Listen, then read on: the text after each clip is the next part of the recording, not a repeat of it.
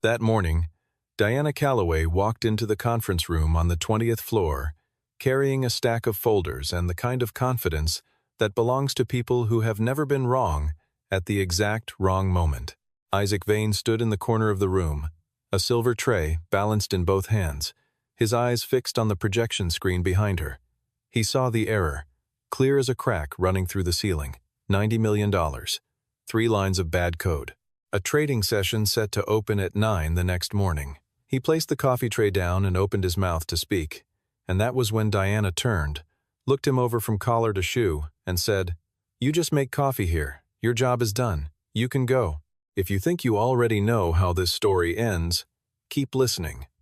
Because what happened next had nothing to do with revenge, and everything to do with what a man carries when no one is watching. Isaac Vane woke at 5:47, the same as every morning, before the alarm had a chance to earn its purpose. The apartment was 1 bedroom in Queens, the kind of place where the radiator clicked all winter and the kitchen window faced a brick wall so close you could count the mortar lines. But the light that came through the gap at the top was good in the morning pale gold, quiet, and Isaac had learned to find things worth keeping in whatever light was available. He filled the kettle and set it on the burner. Then he pulled out 2 mugs. One was tall and dark, a chip on the rim he had stopped noticing 2 years ago. The other was smaller, white with a faded illustration of a yellow duck around the belly. He measured out the coffee grounds with the focus of someone who still believed the small rituals of a morning mattered. He heard Luna before he saw her. The soft drag of her feet across the hall, the wheeze of the bedroom door, and then she appeared in the kitchen doorway, wearing her dinosaur pajamas and carrying Biscuit, a stuffed white rabbit whose ears had been resewn twice. Biscuit had a left ear that sat slightly lower than the right now, and Luna had declared this gave him more personality. "Morning, Bug," Isaac said without turning around. "Is today Wednesday?" she asked, climbing onto the kitchen stool, Biscuit arranged in her lap. "Tuesday." "Good." She seemed satisfied with this. "Are you picking me up at 3? I will be there at 3. Promise?" "Promise." He poured hot water into her mug slowly, added cold milk until the surface turned the color of caramel. Luna accepted it with both hands, the way she accepted most important things in life completely, without qualification. She took a small sip and declared it perfect, which it was, because he had been making it the same way for 3 years, and he knew exactly where the line was. While she ate her cereal, Isaac stood at the counter and opened his notebook.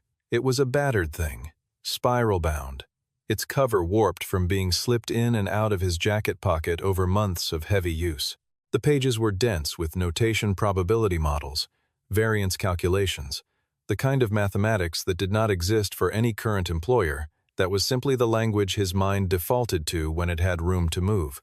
He reviewed a page, made 2 small marks, and then folded it shut and tucked it into his jacket before Luna could ask what it was.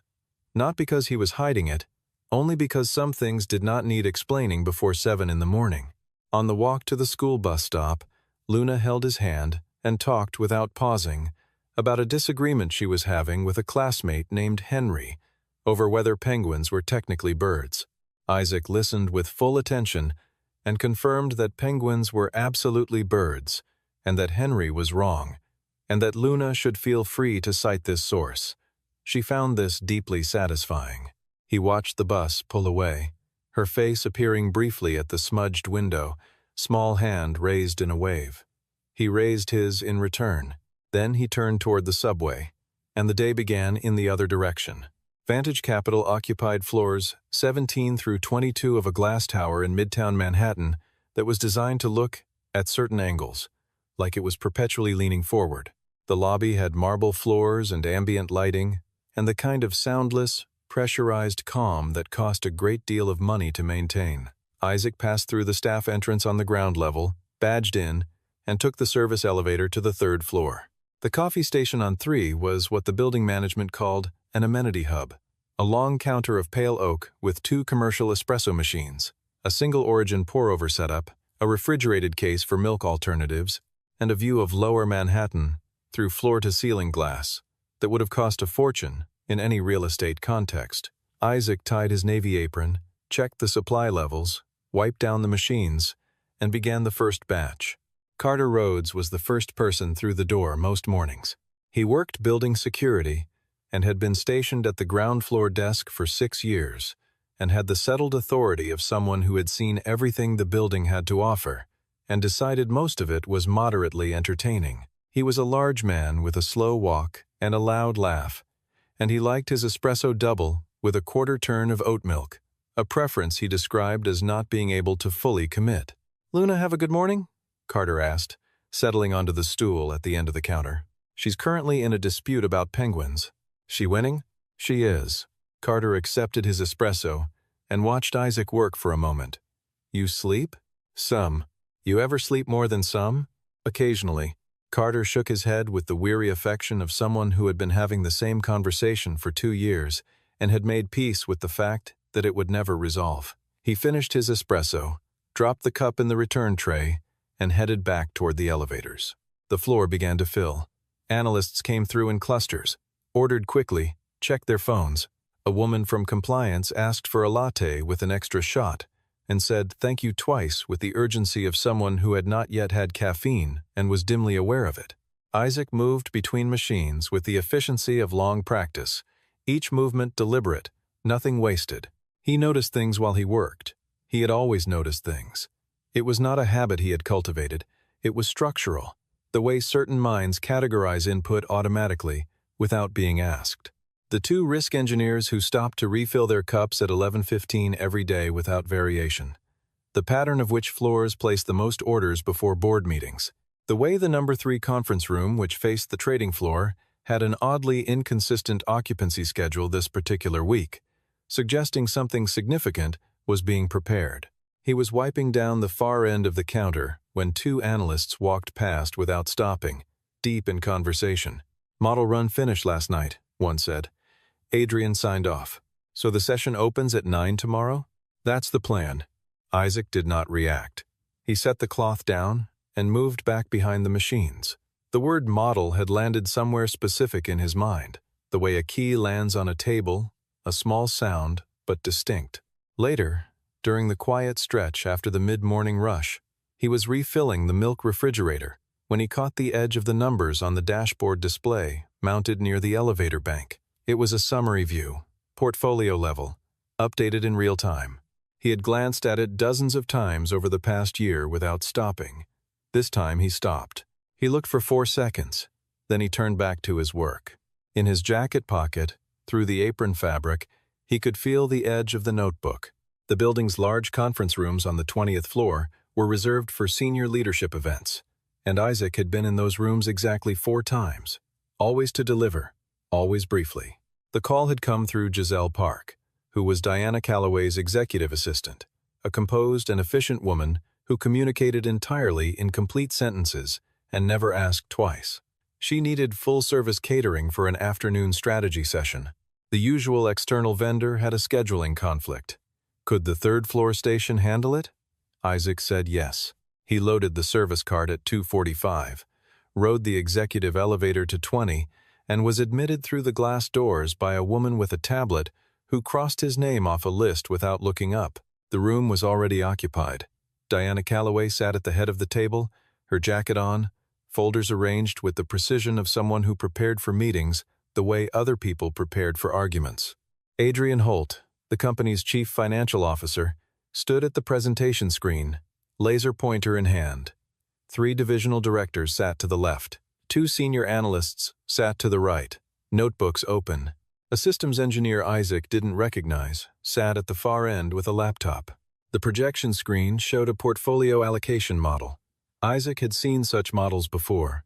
He had built such models before, in another version of his life, at a firm 4 blocks away where he had worked 80-hour weeks and had been, by most measures, extremely good at it. He moved along the wall, setting cups at each station, maintaining the practiced invisibility that the role required. He did not rush. He did not draw attention. He worked from right to left, and when he reached the end of the table nearest the screen, he stopped. Not because he intended to, because the numbers he was looking at would not let him keep moving. The correlation matrix in the upper right quadrant of the model. The coefficient values. The baseline date range annotated in the footnote at the bottom of the slide. He read them in less than 3 seconds. the way someone who has spent years reading such things reads them without effort, without transition, directly into understanding. The model was using historical correlation data from a period of low market volatility, a standard, stable window, clean data, the kind of window you would use if the current market conditions matched that profile. They did not. In the past 48 hours, volatility had crossed the threshold. The entire risk calibration would misfire. The automated rebalancing sequence would trigger a cascading series of sell orders in the wrong direction across at least 4 major positions. The estimated floor of the loss, given current conditions, was somewhere between $80 and $95 million, and that was assuming the market moved cooperatively in the first 30 minutes. Isaac stood at the end of the table with an empty tray in his hands. He was still calculating the second scenario when Diana Calloway turned her head and saw him. She looked at him the way people look at furniture that has been left in an inconvenient place, not with hostility, exactly, but with a particular species of impatience that does not require a reason. "You're done here," she said, not unkindly, not cruelly, simply with the tone of someone stating an obvious fact to an entity that should have already understood it. "You just make coffee. Your job is done. You can go." A few people at the table glanced up. Adrian's laser pointer continued its orbit across the screen. The systems engineer did not look up from his laptop. Isaac looked at Diana for one moment. He looked at the screen one more time. Then he nodded, gathered the empty cups onto the tray, and walked to the door. The click of the latch behind him was the loudest sound in the hallway. He stood there for a moment, the cart beside him, the hum of the building's ventilation system filling the space where a decision had not yet been made. He had been in rooms like this. He had built things like that model. He had learned, in the years since he had left that world, not to carry what he used to carry. The weight of other people's numbers, the obligation of other people's problems. He had made a deliberate choice to put down those tools, not because he could not lift them, but because what he was choosing to carry, instead a yellow duck mug, a spiral notebook, a promise about 3 o'clock, was worth more. But $90 million was not an abstraction. It was a real number. It would fall on real people. He pushed the cart toward the elevator. And in his jacket pocket, he opened the notebook to a fresh page. He picked Luna up at 3, as promised. She ran out through the school gate with her backpack bouncing and her hair in a condition that suggested the wind had been involved at some point. She thrust a drawing at him before she had fully stopped moving a crayon illustration of 3 figures standing in front of a building that might have been their apartment or might have been a castle. It was hard to be certain. 2 tall figures and 1 small one. "That's us," she explained. "And that's Biscuit. Who's the 3rd tall one?" Luna considered this. "That's also you. From the future. With a hat." He studied the drawing as they walked to the bus stop. Future Isaac appeared to be wearing what might have been a sombrero. On the bus ride home, Luna fell asleep against his arm before they had gone 4 stops. He sat still and let her sleep, and through the window watched the city past the movement and noise of it, the restless arithmetic of its streets, and thought about a set of numbers on a projection screen that he had no obligation to think about. He thought about them anyway. After dinner, after Luna's bath, after the 3rd reading of a picture book about a hedgehog who kept losing his mittens, after the lights in her room were out and Biscuit was positioned correctly on the pillow, Isaac sat down at the kitchen table. He opened the notebook. He worked from memory, which had always been reliable for this kind of material, reconstructing the model parameters he had read in the conference room. It did not take long. The structure of these models was not novel. He had worked with variants of it for 7 years before Luna was born, and his wife was alive, and his life had a completely different shape. He laid out the correlation matrix the way he had seen it on the screen. Then he laid out the current market conditions beside it. Then he connected the two with the logic of the rebalancing algorithm and watched where it broke. It broke where he had expected it to break. The coefficient for mean reversion had been hard-coded against a volatility regime that no longer matched the environment. In a standard session, the algorithm would scan, calibrate, execute, but the calibration step had a flaw, not in its logic, in its reference point. It was like using last winter's map to navigate a city that had been rerouted since spring. The code that needed changing was almost certainly 3 lines, possibly 4. The fix itself would take someone familiar with the system approximately 20 minutes, assuming they knew where to look. Isaac wrote out the corrected version of the correlation input on the bottom half of the page, checked it twice, then sat back. He looked at the drawing on the refrigerator. Luna and two versions of him and Biscuit, standing in front of a building that might have been a castle. The future, Isaac in the sombrero, had an expression that was hard to read at this scale, but seemed possibly content. Isaac thought about what kind of man he wanted to be in that drawing. Not for anyone watching. There was no one watching. He thought about it for himself, which was the only way the question had ever made real sense. He picked up his phone. He had Giselle Park's number from a handful of prior catering coordination calls. He scrolled to it and typed a message. "This is Isaac Vane, third floor coffee station. I need to speak with whoever is responsible for tomorrow's trading session. I believe there is a critical problem with the risk model. I think this is urgent." He read it over, added nothing, sent it. He set the phone on the table and looked at it for a moment, then looked at the notebook instead. On the inside front cover, in handwriting that was a little different from his current handwriting, tighter, pressed harder into the paper, there was a line he had written 5 years ago, in the months after the accident, when he had needed reminders for things that should not have required reminding. Do the right thing, even when no one is looking. He closed the notebook. He went to bed. He did not sleep much. He arrived at Vantage Capital at 6:45, a full hour before his shift began. He went to the lobby desk instead of the staff entrance. The woman at the front desk was professional and attentive and gave him the kind of polite, impenetrable courtesy that professional lobby staff are trained to deploy against situations that fall outside the standard protocol. His name was checked against the employee register. He was confirmed as third-floor service staff. He asked to be connected to Adrian Holt. "Mr. Holt is in a preparation meeting until 8:30, the woman said. "He's not taking appointments." "I'm not asking for an appointment. I need to get a message to him about the trading session this morning. It's time-sensitive." She looked at his navy apron. He had not taken it off yet. He was aware of this. "I can pass a message through internal channels," she offered. He pulled the notebook from his pocket, turned to the page he had prepared, and tore it out cleanly along the spiral edge. On it was the core of what he had calculated, the correlation discrepancy, the affected positions, the estimated loss range under current conditions, and 4 words at the bottom that said, "Check the rebalancing module." He placed it on the desk. "Give this to Adrian Holt, please, right now. Tell him if he looks at the correlation coefficients in the rebalancing module, he will understand immediately." She took the page, looked at it with the expression of someone receiving a document in a language they did not speak, set it beside her keyboard, said she would do her best. He stood at the desk for 3 more seconds. Then he walked toward the service corridor. Carter was coming in for his morning shift and caught Isaac in the side hall near the security checkpoint, still in his street clothes, apron over his arm, moving with an energy Carter had never seen on him before. "You're early," Carter said. "I need to reach someone on 20.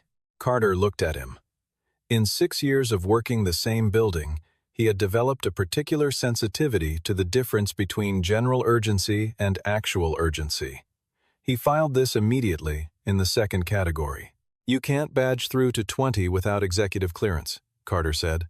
"I know, unless you're already in the stairwell between 20 and 21, which is not a restricted access point." Carter studied the ceiling tiles with the practiced neutrality of a man who had not said anything in particular. Diana Calloway takes the internal stairs from 20 to 21 every morning. Solo. Doesn't like the elevator when she's reviewing notes, usually around 7:50. Isaac looked at him. "I'm not telling you that," Carter said. "Obviously," Isaac said. Carter nodded once and continued toward the lobby. Isaac took the stairwell. He stood in the landing between floors 20 and 21 and waited. The building sounds moved through the walls, the distant rhythm of HVAC, a phone ringing somewhere, the compressed air of elevator shafts. At 7:49, the door below opened, and footsteps began ascending. Diana appeared on the landing. She was carrying a leather folio under one arm and a coffee she had gotten from somewhere else, because her own floor's service setup wasn't active this early. She stopped when she saw him. Not a full stop, a fractional one, the kind that precedes a reassessment. "What are you doing up here?" She was not alarmed. She was not pleased. Her voice had the quality of someone who dealt with unexpected obstacles by immediately calculating the shortest path around them. "I need 2 minutes," Isaac said. "I don't have 2 minutes." She moved to pass him. The rebalancing module in tomorrow's trading session is using a hard-coded correlation coefficient from a low volatility period. Current market conditions have shifted into a high volatility regime. When the algorithm runs the rebalancing sequence at session open, it will misfire on at least 4 major positions and trigger automated sell orders in the wrong direction. She stopped, fully this time. She did not turn around immediately. A breath passed, 2. Then she turned. "Say that again," she said. "Quieter. The loss floor under a conservative estimate is 90 million. If the market shows early session volatility, which current conditions suggest is likely, the number will be higher." She looked at him. Not at his apron this time. At his face. At his eyes, specifically, and whatever she was evaluating there, she did it quickly, the way someone reads a balance sheet and gets what they need in the first 10 seconds. "Follow me," she said. The trading operations room was on the 21st floor, a long, climate-controlled space with 4 large monitors per workstation and a central display array showing live global market positions. Isaac had never been inside it. It had the particular silence of a room where every sound costs money. Adrian Holt was at the central workstation with 2 senior analysts, and the systems engineer Isaac had seen the previous afternoon. When he saw Diana walk in, he straightened. When he saw Isaac behind her, something moved across his face that was not quite recognition and not quite comfort. "Diana, is this?" "Let him talk," she said. She set her folio on the table. "You have 2 minutes," she said to Isaac. "Use them correctly." Isaac did not apologize for being there. He did not explain who he had been before he was a man in a navy apron. He stood at the edge of the workstation and spoke in the plain language of someone who has reduced a complex problem down to its core and is no longer interested in the surrounding architecture. "Your rebalancing module is running a correlation matrix built on data from a stable, low-volatility window. Your footnotes showed January through March. Market conditions have moved outside that calibration window as of 36 hours ago. The algorithm uses a mean reversion coefficient that is hard-coded, not dynamically referenced. When session opens tomorrow at 9, the risk calibration will be operating from a fundamentally incorrect baseline and will trigger a sequence of sell orders that are directionally wrong for at least 4 of your major positions." Adrian's expression shifted. Not to belief to calculation. He was already working backward through his own review of the model, looking for the place where what he was hearing either connected or failed to connect. "We ran a full model review," Adrian said. "Under what conditions? Baseline stable? That's the problem." Silence in the room. The systems engineer had stopped typing. Isaac looked at the central display.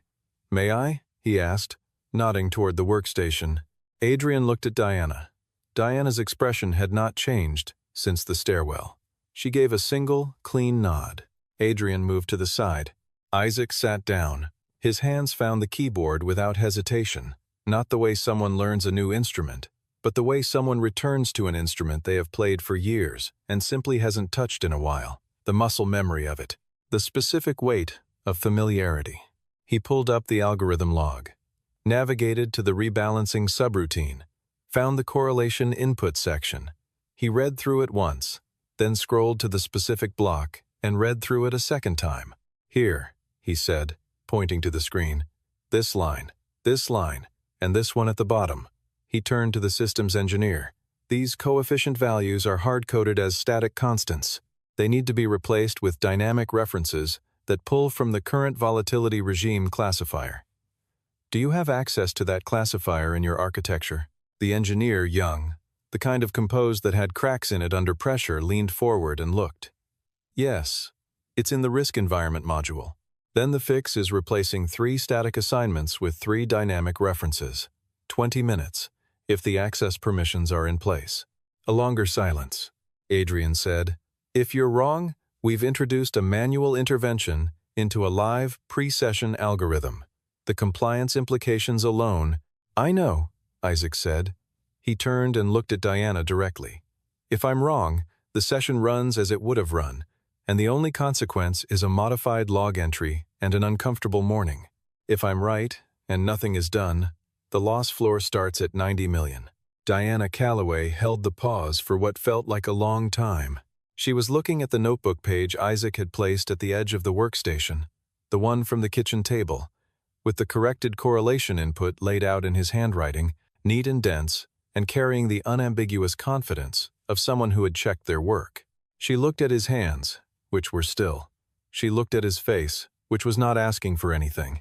"Give him the access," she said. "Adrian, you verify every step before it executes. Nothing gets committed without your sign-off." Adrian opened his mouth, closed it. Understood. The room did not breathe for the next 23 minutes.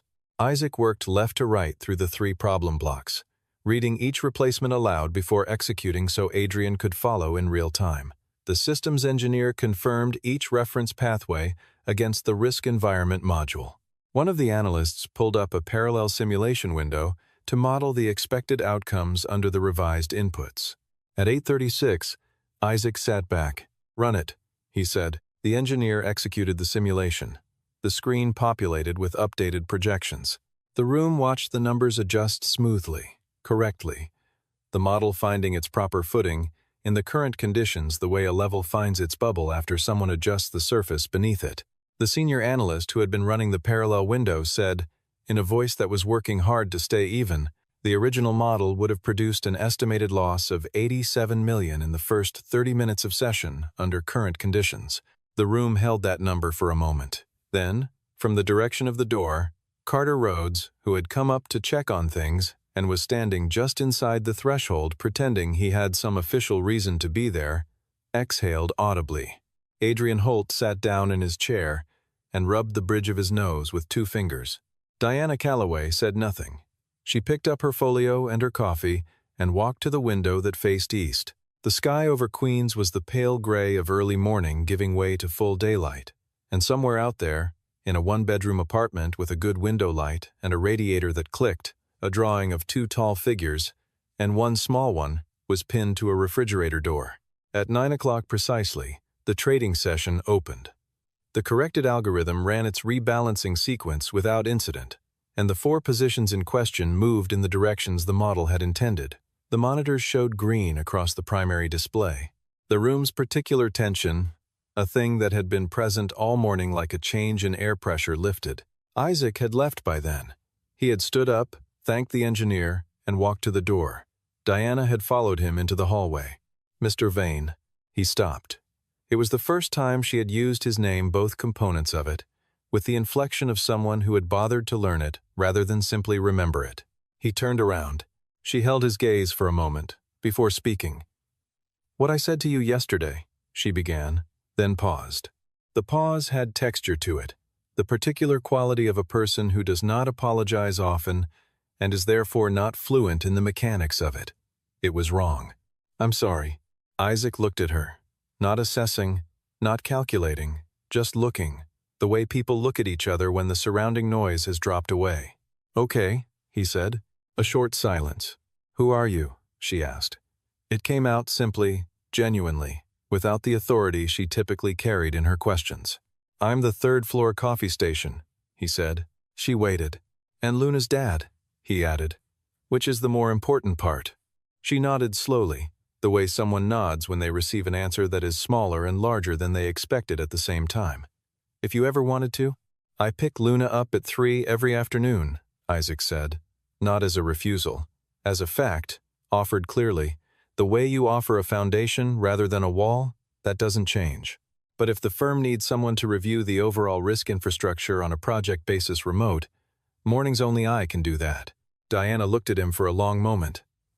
"I'll have Giselle reach out today." He nodded. She turned back toward the trading room. He turned toward the elevator. He pressed the button for 3, rode down, tied his apron, and started the first batch of coffee. Carter came by 20 minutes later, took the usual stool, put his elbows on the counter. "Well?" he said. "All right," Isaac said. "That's it?" Isaac slid a double espresso across the counter. "That's it." Carter looked at him. Then he looked at the espresso. He picked it up, turned it once in his hand, and drank it with the reverence of a man who understood that some conclusions deserve to be savored. "You're a real piece of work, you know that?" Carter said, setting the cup down. "So I've been told," Isaac said, and turned back to the machines. 3 months passed, the way good months pass, with enough ordinary texture that the extraordinary becomes part of the ordinary, the way a scar fades into skin. Isaac still came in on Tuesdays and Thursdays, which were the days Giselle had scheduled for his project consultation work. He sat at the small table in the staff resource room on 12 with his laptop and his notebook and a coffee he made himself, and he worked through the risk architecture review at the pace of someone who did not need to perform urgency to produce good work. The engagement was clean, paid fairly, and never ran past 2 in the afternoon. He still tied the navy apron the other mornings, partly because the schedule suited Luna's pickup time, partly because he had come to understand that there was a kind of thinking that happened while his hands were occupied with something physical and simple, a kind of open processing, like a window left cracked, and that some of his clearest analysis happened between pulling shots and wiping counters. He did not feel the need to explain this to anyone. On a Thursday in early December, Diana Calloway walked past the third-floor station. The person behind the counter now was a young man named Marcus, who made excellent pour-overs and had strong opinions about water temperature. She stopped for a moment at the counter, in a way that suggested she had not quite intended to stop, glancing at the space where Isaac's notebook usually sat. She thought about the stairwell, about the way he had looked at her in the 21st floor operations room, not with the urgency of someone asking to be believed, but with the calm of someone who had already decided what they were going to do, regardless of whether they were believed. She had been in business for 17 years, and she could count on one hand the people she had met who carried that particular quality. She ordered a flat white from Marcus, said thank you, and continued toward the elevator. She had not told anyone what she had done differently the following week. There was no announcement, no policy change, no memo. She had simply started looking at people when she walked past them in the corridors. The person cleaning the glass panels at the main entrance, the woman who ran the mail cart on 14, the man who restocked the printer paper. She looked at their faces. She said good morning. She said thank you, not as a performance, as a correction, small, private, the kind that does not require an audience to be real. Some lessons do not arrive with fanfare. Some of them come in a stairwell, delivered by a man in a navy apron who is not asking for anything. On the last Thursday before winter break, Isaac was at the school gate at 2:58. He was always there by 2:58. Luna came out at 3:02, her hair in a state that suggested she had spent at least part of the afternoon in active disagreement with gravity. She was carrying her backpack with one hand and a folded piece of construction paper in the other. She navigated the stream of other children with the authority of someone who knew exactly where she was going. Bah! She reached him, grabbed his hand, and stopped walking all at once, which was something she did when she had important news. "We had an assignment." "Tell me." She unfolded the construction paper and held it out. It was a drawing in crayon, full page, deliberate, with the careful attention she gave to things she considered significant. A man with dark hair stood at a counter. Beside the counter was a laptop, and in one hand, the figure held a mug. In the other, he held a spiral notebook. To his right stood a small figure with a rabbit under one arm, looking up. At the top of the page, in Luna's large, careful letters, were the words, "My hero." "The teacher said to draw someone brave," Luna explained, with the gravity of a scholar defending a thesis. "I drew you because you make coffee and you do the math. And Biscuit said, you're the bravest." She held up the rabbit for confirmation. Biscuit's mismatched ears gave him an expression of serene agreement. Isaac looked at the drawing. He looked at it for longer than was strictly necessary at the two figures, at the notebook, at the mug, at the small, earnest handwriting at the top. He did not have a neat response for this, no line that felt equal to the weight of it. He crouched down to her level, took the drawing carefully with both hands, and looked at her. "It's perfect," he said. Luna nodded. She had expected as much. He folded the drawing once, gently, and put it in his jacket pocket next to the notebook. Then he stood up, took her hand, and they walked out through the gate together. The afternoon light was cold and clean over the street. Luna talked without pause about Henry and penguins, and a new development in the mitten-losing hedgehog story involving a fox. Isaac listened with his full attention. He carried the drawing in his pocket. Somewhere across the river, in a glass tower leaning perpetually forward, a trading session was running cleanly, correctly, on numbers that had been set right on a morning when it had mattered. The world did not know this. It did not need to. The numbers did not care whether anyone was watching. They ran true because someone had made certain they would. Isaac Vane had made coffee that morning, the same as every morning, and he had done the math, which was, as it turned out, everything.